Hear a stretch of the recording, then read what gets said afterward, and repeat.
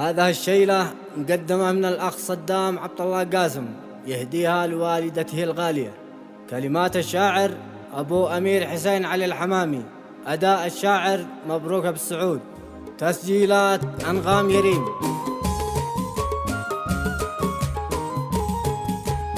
يلا ادعيك تحفظ من تنور ضلالي، بهجة القلب والنبضات تجري قبونا،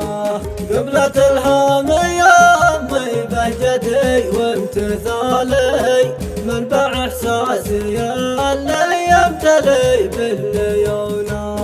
يما انتي بنا كيدي مهارة سمالي، وانتي النفس ذي ما حد ينافس بدونا،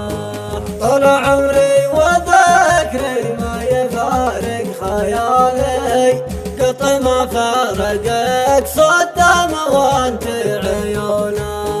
بعد بكم سهرتي لجلنا من ليالي، ربي يرحم لبي وادخله بوسع جنانا، يابا انته بقلبي في فؤادي وبالي، من فرقك حمي صدام زادت ديونا، طيب الله ثراك يا من بذهني وبالي، ابنك اليوم يعنيك والدموع في عيونه، يما انتي دوا صدام في كل حالي، وانتي النبضة والدقات وانتي سكونه، يما انتي صميم العزم نحو العلالي، وانتي الخير ذي حولي بتنهى المسونه، وانتي اجمل سنيني والغلا وابتهالي، يما انتي اصول الحب وانتي غصونه، قاص الدم قسمنا وحملوا للجبال،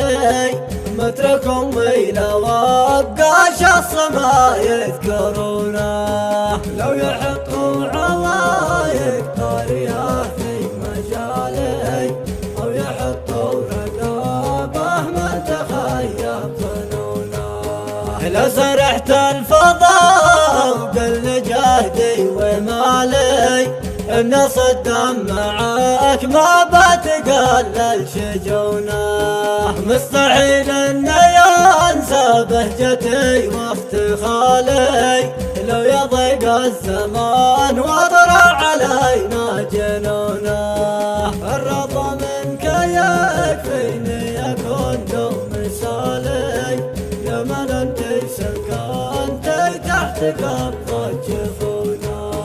لو قصر شي في حقك وحق الاهالي، قال صدام يرجو سامحه واعذرونا،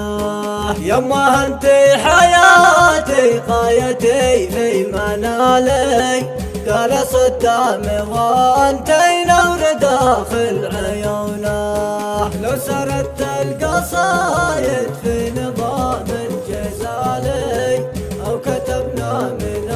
الكيفان أجمل فنونه،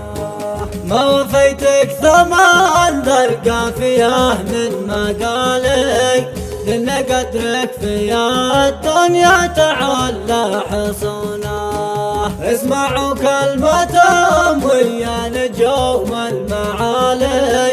لازم امي تكون يا اخوه معاكم مصونه، والصلاة تبلغ العدنان حميد الخصالي، يا صلاتي على